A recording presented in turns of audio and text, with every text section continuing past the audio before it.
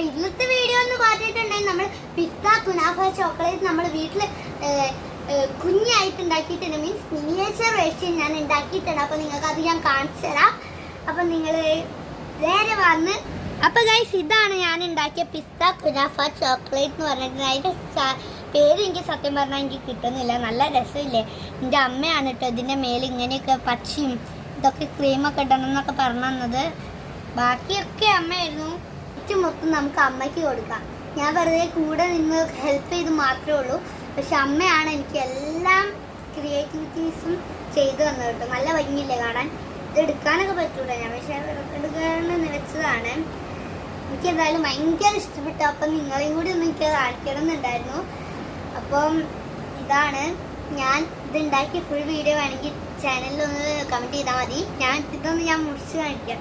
ഇതൊന്ന് മുറിക്കാൻ പറ്റുന്നില്ല. നല്ല രസമല്ലേ കാണാൻ. അപ്പം ഞാൻ മുറിക്കാൻ പോവാണ്. നടുന്ന് നിന്ന് തുടങ്ങാം കേട്ടോ. ഇത് മറ്റേ പിസ്ത കുനാഫ ചോക്ലേറ്റിനെ പോലെ തന്നെ ഗൈസ്. എത്ര രസം. എനിക്ക് തിന്നാൻ തോന്നുന്നു. ഇത് ക്ലേ ആണ്. കണ്ടില്ലേ, നിങ്ങൾ കണ്ടാൽ തന്നെ നിങ്ങൾക്ക് മനസ്സിലാവും എത്രത്തോളം. ഇത് കണ്ടില്ലേ, നല്ല രസമില്ലേ കാണാൻ. എനിക്ക് ഇഷ്ടപ്പെട്ടു. തിന്നാനൊക്കെ തോന്നുന്നുണ്ട്, പക്ഷെ തിന്നാൻ പറ്റില്ല.